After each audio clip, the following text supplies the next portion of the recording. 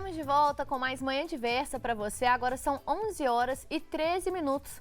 E ontem, domingo, foi o Dia Mundial do Meio Ambiente e também o Dia Nacional da Reciclagem.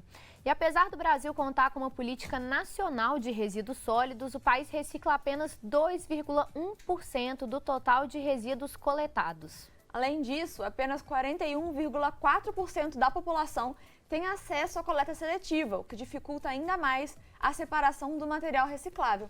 E para que isso faça parte da rotina e da cultura dos brasileiros, é importante disseminar esse assunto cada vez mais. E por isso hoje nós recebemos aqui a Fernanda Rocha, que é especialista em análise ambiental, está aqui para explicar um pouco para a gente a importância da reciclagem. Seja muito bem-vinda. Muito obrigada. Eu fiquei muito feliz pelo convite, porque eu acho que é um assunto que merece muito destaque. A gente hoje está num momento do planeta, né, que se a gente não olhar com cuidado as questões ambientais, a gente vai ter sérios problemas futuros para os nossos filhos, netos, né, meus netos, filhos de vocês. Então, a reciclagem é um assunto que precisa ser tratado com muita seriedade. E mais da metade dos resíduos que a gente produz, eles podem ser reciclados. Mas é importante a gente saber ao certo, né? Quais que a gente deve separar, a maneira correta, quais materiais que a gente pode separar e qual que é a melhor forma. E a gente vai colocar aqui na tela também umas artes para a gente reforçar sobre esse tema. Okay. Mas começa falando para a gente, né? Qual que é a regrinha aí com relação a isso? O que separar, o que não separa, como que faz? Então, o que pode ser reciclado hoje é muito diverso, né? Quase tudo hoje pode ser reciclado. Eu sempre digo assim, que o alumínio, a garrafinha PET, o papel, o shampoo lá, o pote de shampoo, aqueles tubinhos que vêm no papel higiênico, no papel alumínio, isso tudo pode e deve ser reciclado. Basta a gente segregar, separar um material do outro para ser mais fácil na hora da destinação correta. A gente está vendo aí na tela, né, uma lista de alguns materiais que ela já falou, né, como as garrafas, as embalagens de produtos de limpeza, potes de cremes e shampoos, tubos e canos, né, de papel higiênico, brinquedos, sacolas, né, saquinhos de leite, isopor. Temos mais produção, mais informações? Aí, alumínio, né, latinhas de cerveja, de refrigerante, esquadrias e molduras de quadros, metais ferrosos, que são molas e latas, e com papelão, pode seguir que eu acho que vai estar na próxima. Aí, jornais, revistas impressas em geral, papel de fax, embalagens de longa vida, e o vidro, né, frascos, garrafas, vidros de conserva.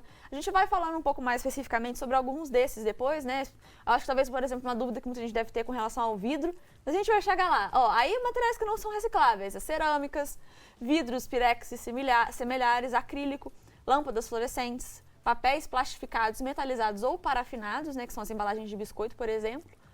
E temos mais? É uma lista bem extensa, é bom a gente ficar de olho nisso até para não misturar, né, na hora que for reciclar, papel carbono, papel higiênico, molhado, sujo de gordura, fotografias, espelhos, pilhas e baterias de celular, e esses devem ser, né, tem uma forma específica para descartar, locais que fazem essa coleta, né, das baterias. Ele é considerado resíduo perigoso, então ele tem que ser separado e destinado de uma forma mais séria. Ele não pode ser reciclado, ele tem que ir para um aterro específico. Isso, e as fitas e etiquetas adesivas também não podem ser recicladas. Isso da pilha é muito importante, porque às vezes a gente fala, não é reciclável, então vamos jogar aquilo no lixo comum. Não. Mas também tem que ser levado para um lugar específico, Isso. Né? A maioria do supermercado hoje tem lá um cantinho que você pode levar o óleo, levar a pilha. Então tem que ficar atento nesses pontos aí, que ele é considerado resíduo perigoso. Isso aí. Então, a gente separou essa lista, mas fica aí a dica para o pessoal de casa. Eu vou até, inclusive, fazer isso lá em casa, que com certeza essa lista deve estar aí de fácil acesso na internet. Imprime, coloca na porta da geladeira ou em um lugar aí bem visível na cozinha e vai separando, né? Porque aí, assim, a gente coloca em prática o que a gente está falando Exatamente, aqui hoje, né? Importante. E a reciclagem traz inúmeros benefícios, tanto para o meio ambiente, quanto para o meio social, meio econômico. Então, para a gente começar a entender e incentivar, né, cada vez mais a gente reciclar esses resíduos, quais são as principais vantagens que a pessoa, né, ela vai passar a ter se ela incluir esse hábito na rotina e tanto vantagens para a pessoa quanto também para o planeta. Perfeito. Eu entendo da seguinte forma, que todo mundo pode fazer um pouquinho. Se a gente fizer na casa da gente, a gente já está contribuindo. A gente está contribuindo por uma associação de catador que pode buscar o material na sua casa. Nós estamos contribuindo para a limpeza do município que a gente está, de não jogar aquele resíduo de forma errada do lado de fora do prédio. A gente vê tanto aquele murundu de coisa jogada, né? A gente está gerando renda para essas pessoas que são importantíssimas, são o maior agente de meio ambiente do planeta, é o catador que passa lá pegando o papelão que você joga fora, a caixinha de sapato que você comprou e não quer, joga fora.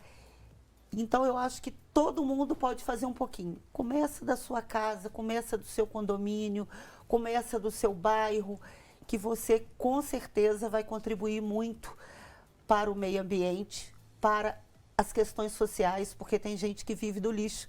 Eu vim agora para cá e falei com a minha colega, falei, olha, no lixo tem dinheiro, a gente joga dinheiro no lixo, porque isso serve para alguém.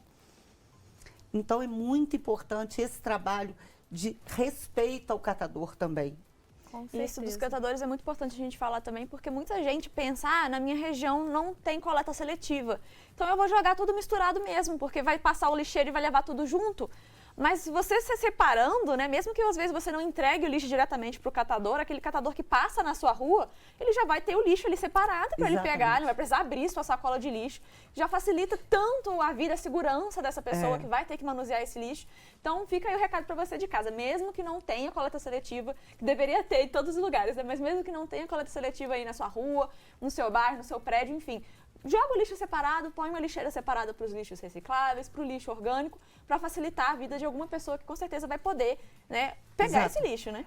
E procurem também na internet uma associação de catador que tem próximo, a rota da coleta seletiva do seu bairro, porque talvez não tenha coleta seletiva na cidade toda, mas às vezes em algum ponto tem, você consegue levar esse material. No seu caminho, né? Exatamente. E as associações hoje, elas todas têm telefone, buscam na casa da gente, fazem o caminho, né, da coleta seletiva. Então, é importante ter esse contato, tanto com as associações, com os catadores e com a empresa de limpeza urbana também do município.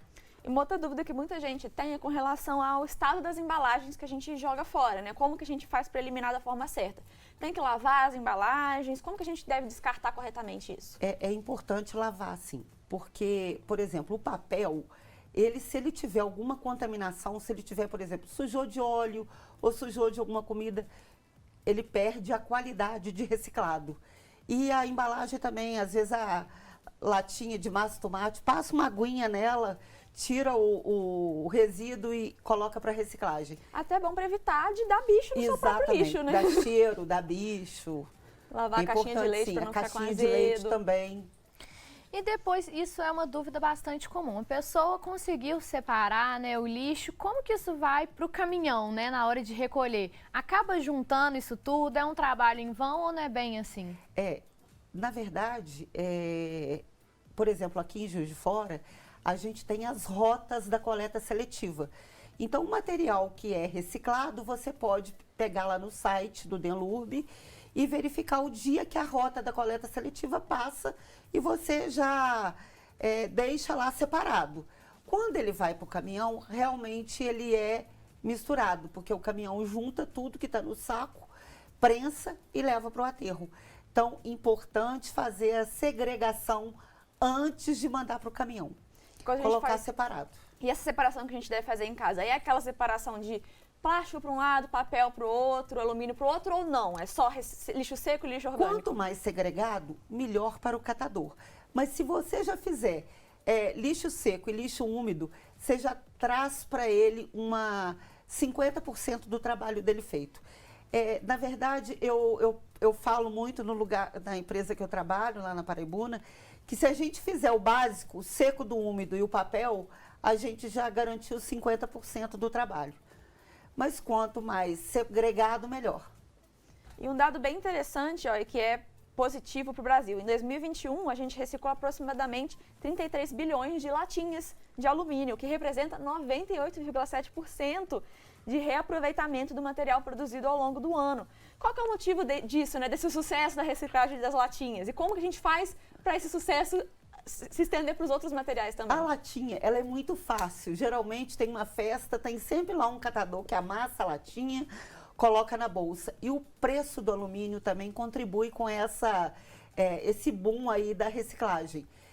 O papel também é muito alto, o retorno dele para as indústrias, ele fecha bem o ciclo da economia circular. E os outros a gente precisa trabalhar na destinação correta.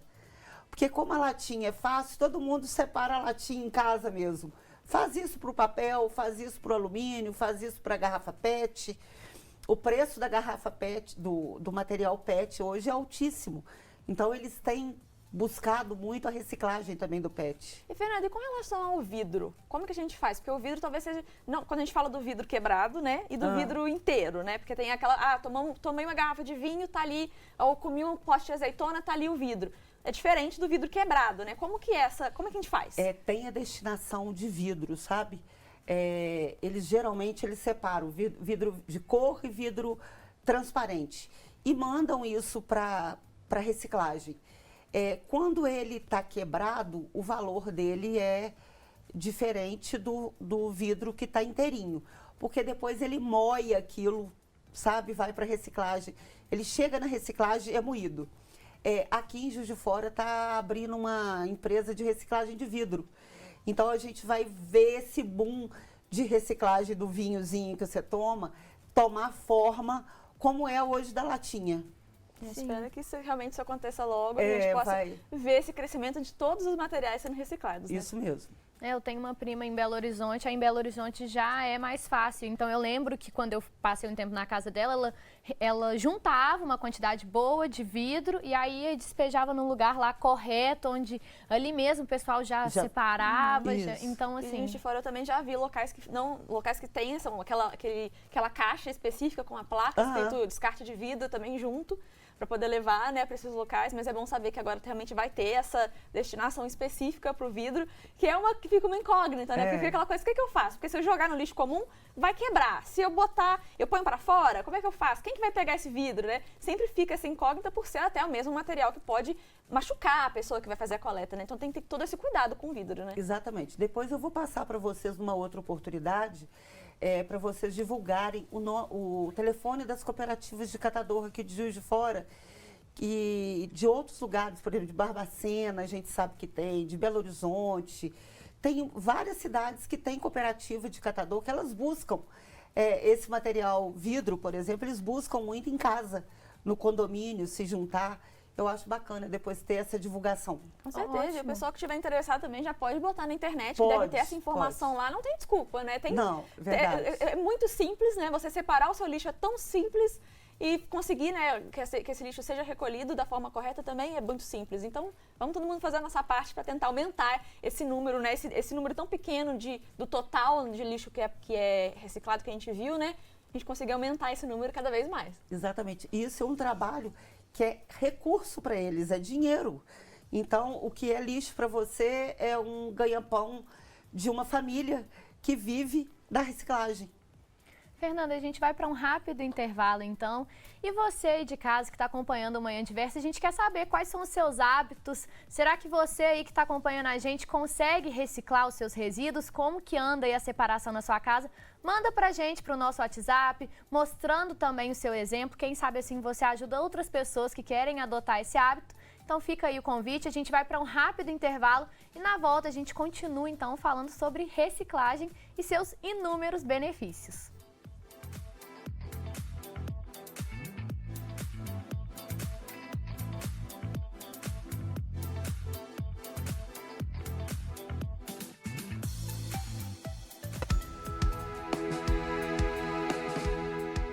Hoje, os serviços públicos da cidade de Mureaé, na zona da Mata Mineira, não vão funcionar.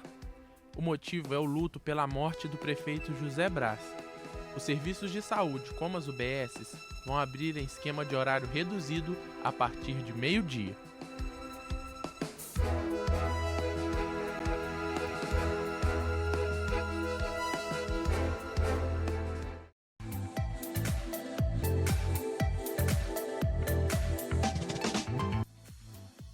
Manhã Diversa de volta para você, agora são 11h30 e aqui no estúdio a gente continua o nosso bate-papo sobre reciclagem, esse assunto tão importante que a gente precisa disseminar mais essa mensagem, né? E a gente recebe aqui a Fernanda Rocha, que é especialista em análise ambiental e coordenadora do setor de meio ambiente da Paraibuna Embalagens. Então vamos aí seguir as nossas perguntas, porque a gente precisa realmente saber a forma certa de separar o nosso lixo, né? E aí o lixo tem esse lixo. Quando a gente começa a separar o nosso lixo, a gente percebe uma coisa muito claramente, que a quantidade, o volume de lixo seco, reciclado, é muito maior do que a quantidade de lixo orgânico. Mas a gente também precisa ter um cuidado com esse lixo orgânico, né? Quais cuidados são esses? Então, o lixo orgânico, ele pode ser reaproveitado em compostagem. Ele vira adubo para poder a gente usar em jardim, em vasos. E é muito importante conhecer o que pode ser usado na compostagem.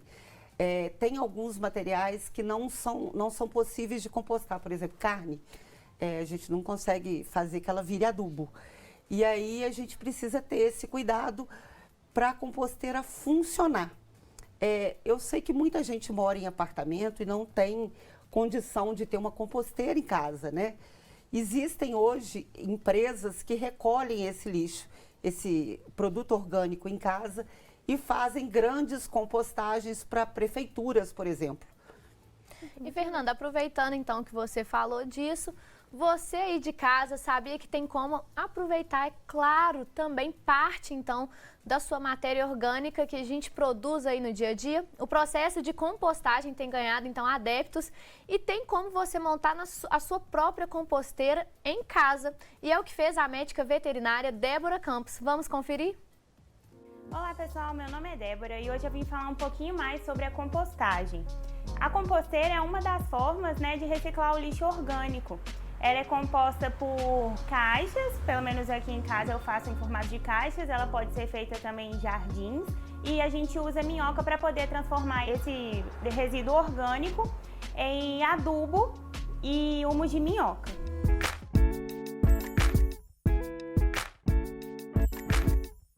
Eu moro em um apartamento e a gente tem a ideia de que a gente precisa de um grande espaço para poder ter uma composteira, né? Isso não é verdade.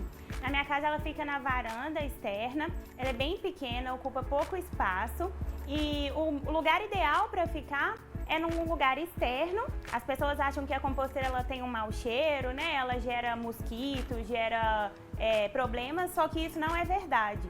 Se você conseguir manter uma boa saúde da composteira, ela não gera nenhum cheiro, nenhum resíduo, não traz mosquito. Então, o espacinho que você tiver na sua casa para colocar uma é válido. A composteira, ela aceita os resíduos orgânicos, né? A gente só precisa ter cuidado com resíduos cítricos, casca de laranja, casca de limão. Dependendo da quantidade que a gente coloca, isso causa uma desbiose, né, na composteira e aí sim pode gerar mau cheiro e tudo. E a gente não pode colocar nenhum tipo de alimento já pronto, né? Então, legumes cozidos, excesso de carne, essas coisas assim, não podem ser colocadas na composteira. Mas todas as cascas de frutas, legumes, verduras, saquinhos de chá, alguns tipos de papel, filtro de pó de café, tudo isso pode ir para compostagem. Eu li num estudo uma vez, né, que cerca de 25 a 35% dos legumes, vegetais e frutas, eles são perdidos por causa de cascas, caroço, e tudo isso ia para o lixo. Com a compostagem, a gente consegue reaproveitar esses resíduos, né, ao invés de estar gerando resíduo para o meio ambiente. E a gente consegue aproveitar do benefício, né, porque o humus de minhoca ele vira um adubo muito bom para as plantas e também ela gera um resíduo líquido que pode ser usado como um adubo líquido para poder aguar também as plantas.